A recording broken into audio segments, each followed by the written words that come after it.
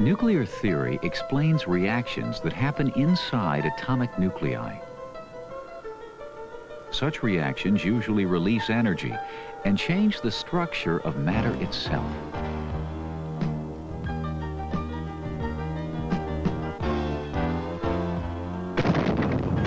We learn about nuclear theory because there's so much more to it than just protons and neutrons. Nuclear theory explains radioactivity, and radioactive substances are essential to industry and medicine. It also explains nuclear fission, which is the source of energy for all nuclear power plants currently in use. Finally, it explains nuclear fusion, which has only one use today: the weapons of mass destruction maintained by nations in such numbers that many people believe our civilization is now at risk. But before we make judgments about the policies of our nation or other nations, it's important to have an understanding of the processes that are at the core of so much controversy. In our time, there is no greater danger than ignorance.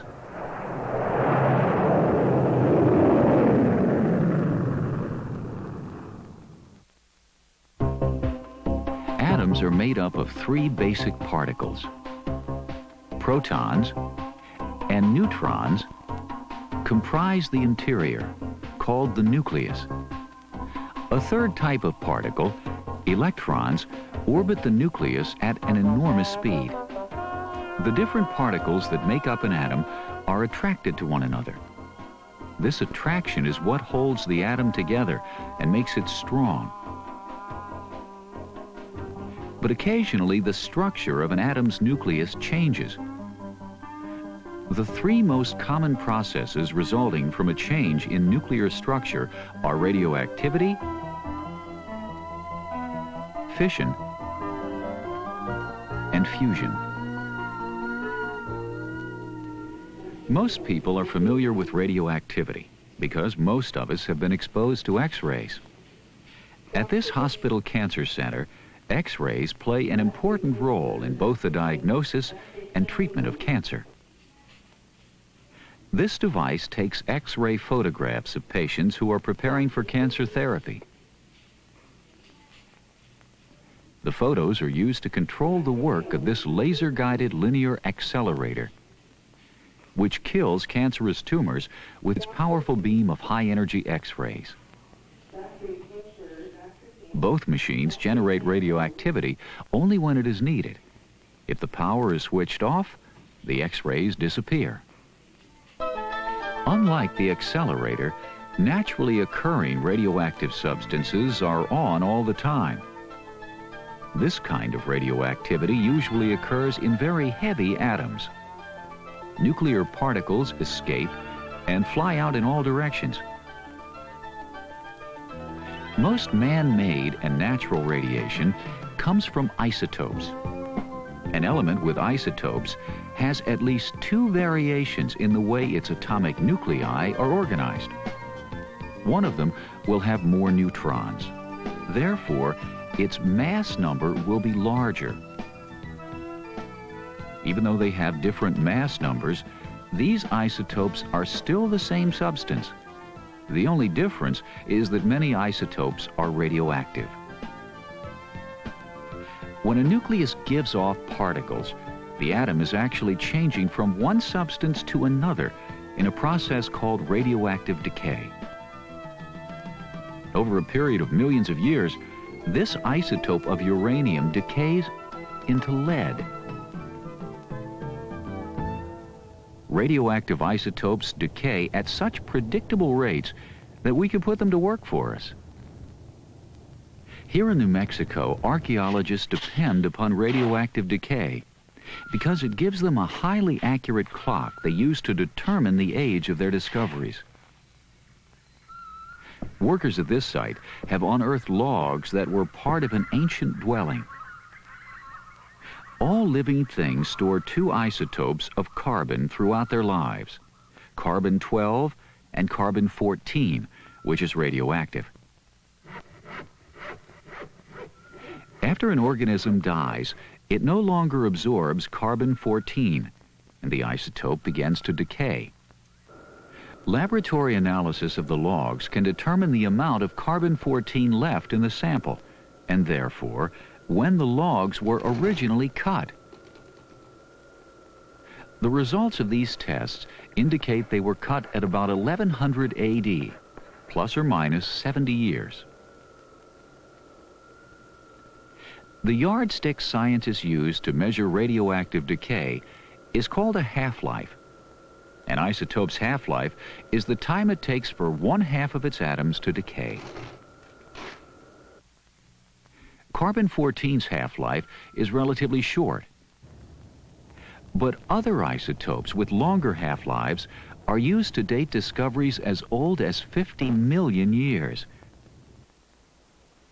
and are used regularly to date the remains of the ancient ancestors of our human species.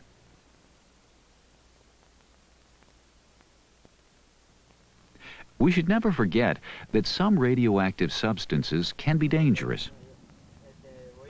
In late 1983, a man delivered a load of scrap steel to a junkyard in northern Mexico, for which he was paid about $10. Some of the junk had come from a hospital storage room. Workers at the yard discovered a small stainless steel container in the load from the hospital. It didn't appear to have much value, so they tossed it aside.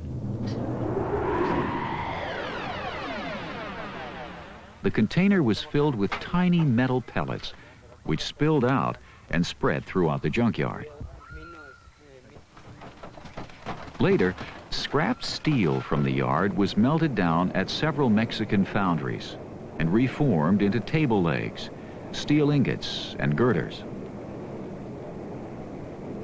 These products were shipped throughout Mexico and as far north as Chicago before it was discovered that all 4,000 metric tons of steel had been contaminated by radioactive cobalt-60.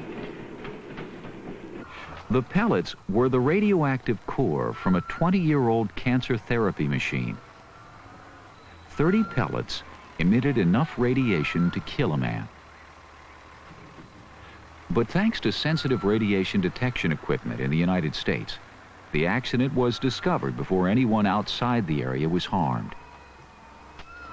Yet this incident shows how vulnerable we can be to the inadvertent release of radioactive materials.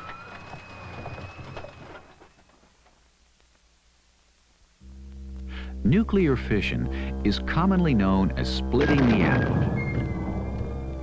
More accurately, fission splits larger nuclei into smaller ones. After fission has taken place, the total mass of the pieces is less than the original nucleus. Some matter has been converted into energy, as predicted by Albert Einstein's famous equation, E equals mc squared. This energy is mostly heat, generated when neutrons and other reaction products come near other atoms. The heat is very intense, as evidenced by the charred remains of the Japanese cities Hiroshima and Nagasaki after World War II. The atomic bombs detonated over these cities used nuclear fission. The fission process usually starts with atoms of uranium. If a slow-moving neutron comes near, it may be drawn into the nucleus of the atom. This causes the nucleus to split, releasing energy and at least 2 more neutrons. These free neutrons move so fast, they're able to pass through atoms. But a material called a moderator can slow them down enough so they can cause other atoms to fission, releasing energy and more neutrons. This process is called a nuclear chain reaction. For a chain reaction to occur, a minimal amount of fissionable material must be present. Otherwise, the neutrons simply escape. This minimum is called the critical mass. If the critical mass is met or exceeded, and if all other conditions are correct, a chain reaction will be set in motion. The reaction continues at blinding speed, and if left uncontrolled, results in a tremendous blast of heat and other radiation.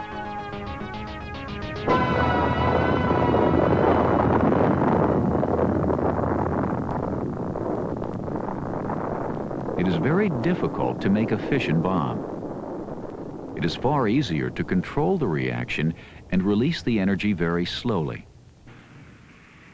A nuclear power plant uses fission to produce energy, but can never become a bomb for many reasons. The reaction in a nuclear power plant is regulated by a special material, control rods, that absorb some of the neutrons set free by the reaction. So the reaction continues, producing heat and driving electrical generators. But an uncontrolled chain reaction is prevented. In the 1950s and 60s, the United States took the lead in developing fission-powered electrical generating plants. At first, these plants were well received because they didn't pollute the air, and many people hoped they would produce electricity so inexpensively that it could be offered for free. On March 28, 1979, public opinion began to change. Shortly after 4 a.m., Unit Number 2 of the nuclear power generating plant on 3 Mile Island began to experience an unprecedented series of mechanical failures and human errors that took the reactor close to a meltdown. A meltdown results when a reactor's cooling system fails. The uncooled reactor core melts into a 2,900-degree mass of radioactive mud that cuts its way through the plant and into the earth below. No reactor has ever melted down anywhere in the world, but if one did, it would probably threaten the lives of people living nearby. The possibility of a meltdown at 3 Mile Island was over long before anyone knew there was a problem. In fact, 3 Mile Island may never have endangered human lives. But we really don't know. However, there was plenty of blame to be spread around after the accident. Federal officials who overlooked reactor design flaws, poorly trained technicians, and journalists who irresponsibly fed the tide of fear that swept the nation. This single event damaged the reputation of the nuclear industry and caused many people to question whether we're mature enough to control such an awesome force.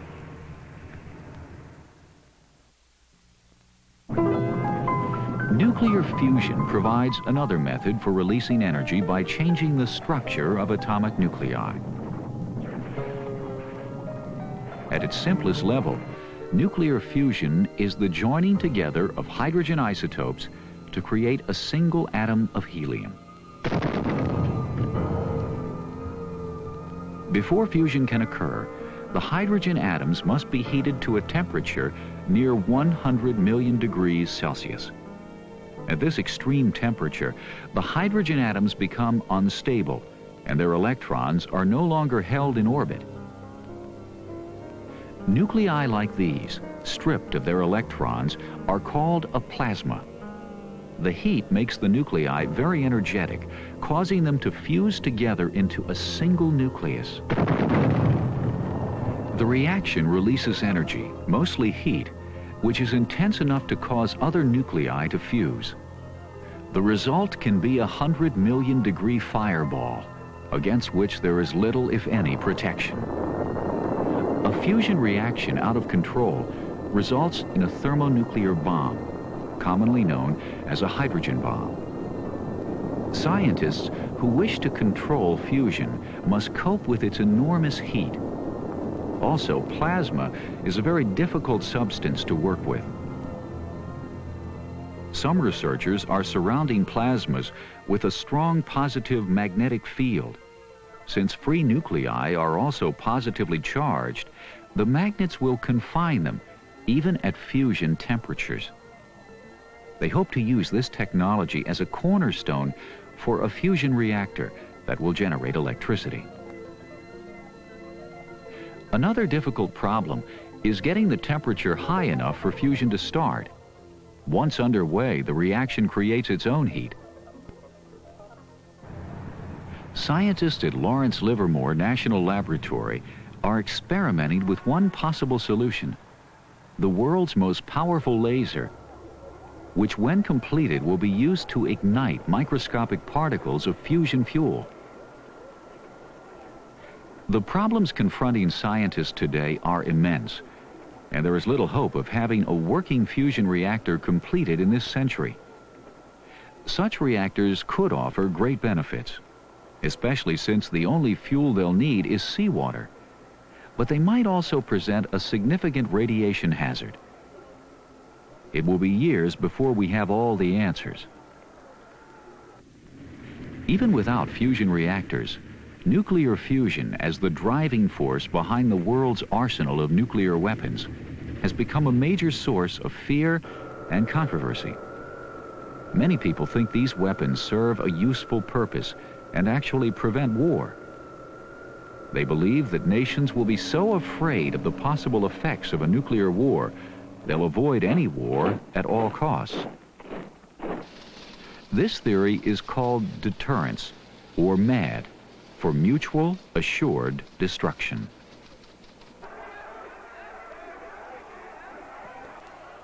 Opponents of deterrence view the mere possession of nuclear weapons as an invitation to use them.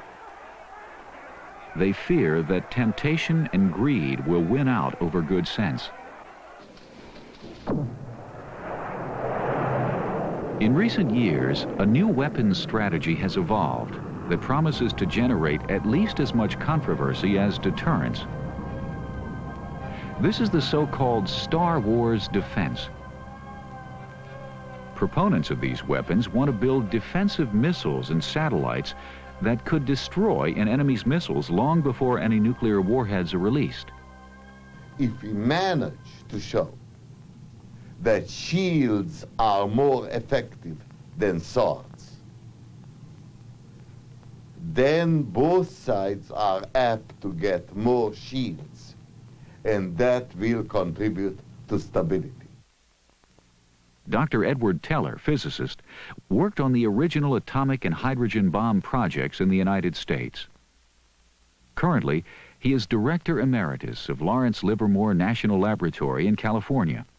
I feel very strongly that the way to preserve peace is not deterrence by mutual assured destruction, but deterrence by establishing as good defenses as we ever can, and these defenses are beginning to look really good.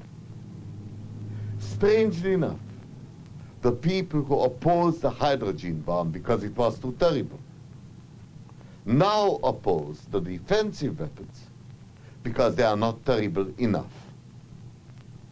Because they may seem to make a nuclear war less dreadful and therefore make it more probable. I don't think they can have it both ways. I also know that we must go ahead with the defense that the Soviets are already practicing, that we must remain in the lead in technology.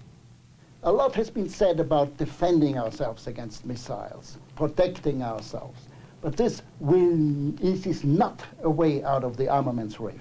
Dr. Victor Weisskopf, physicist, also worked on the first atomic bomb. Today, he is Professor Emeritus of Physics at Massachusetts Institute of Technology and a member of the Vatican's Committee on Nuclear Weapons. First of all, we cannot defend ourselves 100%, and even if 10 or 5% go through, we are all ruined. Second, it will not end the armaments race because the other side will only increase its nuclear missiles.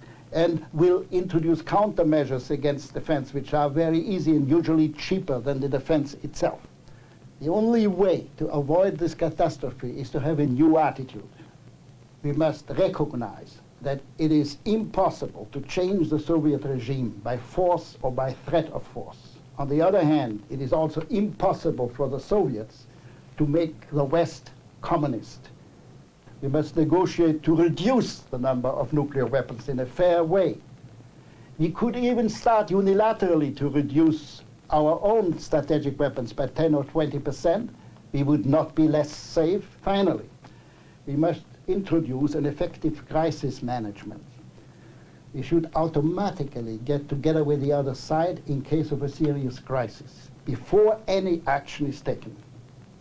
At present, we are on a collision course. If we don't change our attitude, we will collide. We must start now in changing our ways. Time is running out. Nuclear theory deals with matter and energy on a scale billions of times smaller than we can see, and at the very limit of what our best instruments can sense. Yet from it comes energy in more abundance than anyone could have dreamed less than a century ago. The energy brings with it a responsibility. We must be informed and involved. One trouble is that our people are not sufficiently informed. The scientists are perhaps more than willing to talk, but we have much too much secrecy. Today, in the atomic world, a democracy will not survive without adequate information. It is important to learn enough about the issues to be able to agree or disagree with political leaders, and to make our opinions known through the ballot box. For when we tap the nucleus of an atom, we unleash the most potent forces in the universe. And we must prove ourselves equal to the task of dealing with them intelligently.